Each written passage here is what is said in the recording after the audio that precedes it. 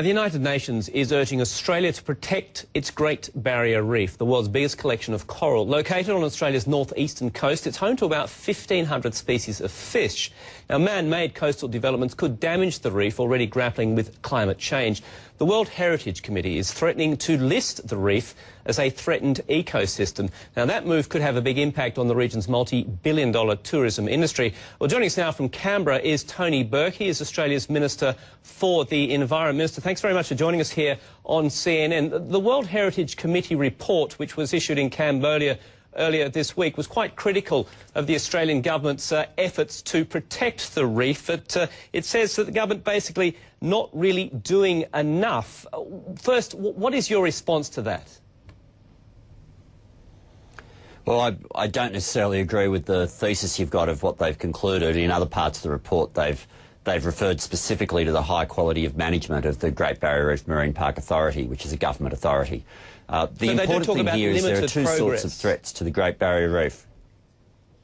That's right, they do talk about that, and some of the timelines in terms of reports that they wanted finished by particular dates are still being conducted, and that's part of making sure that the right scientific rigour's behind them.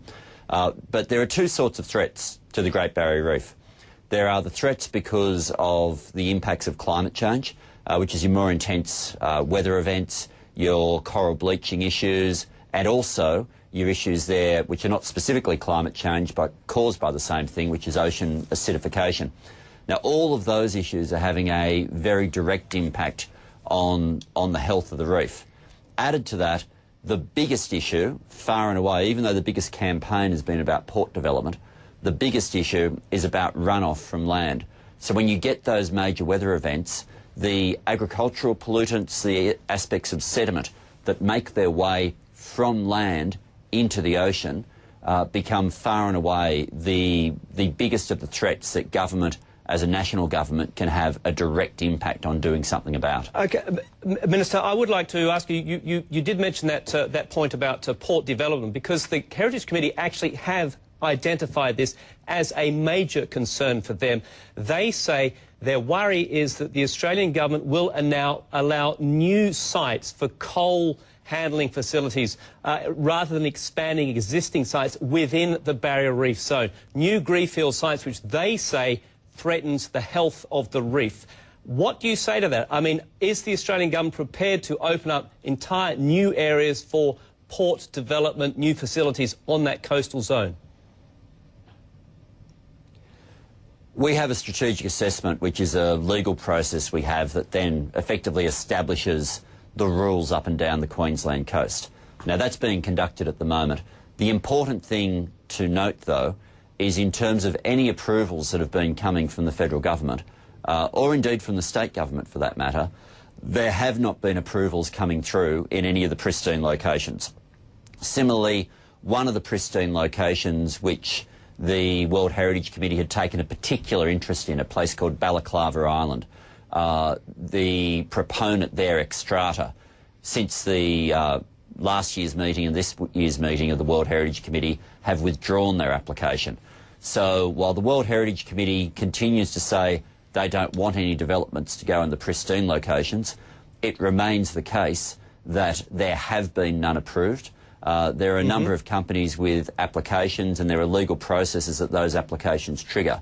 But there are no examples, I repeat, no examples of those pristine locations being turned into dredge locations and ports. OK, you have been described as being held to ransom by radical Greens. That description coming from the state deputy leader of the state of Queensland, where the reef is located, of course.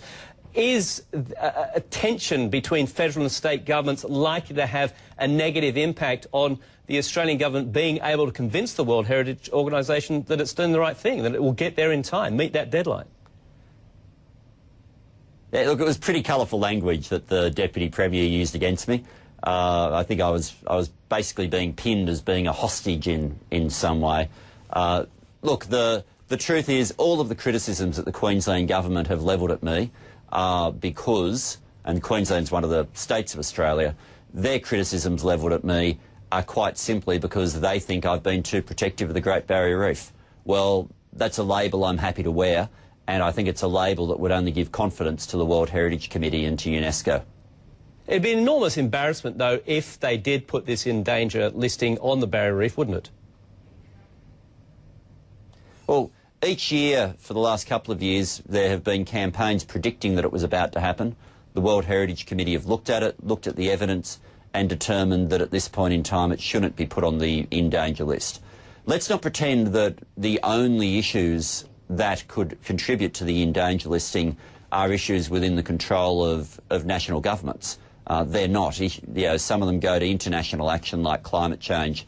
One of the massive impacts, for example, which is connected to agricultural runoff, are the crown of thorns starfish. Now, they occur naturally within the Great Barrier Reef, but when you get a lot of sediment and runoff, they breed into numbers that are themselves unnatural and start physically eating the coral. Now, we've been sending divers down with injections. You need 3 injections to kill every one of these starfish, and they've got rid of in the order of 75,000. So all of these individual actions are occurring.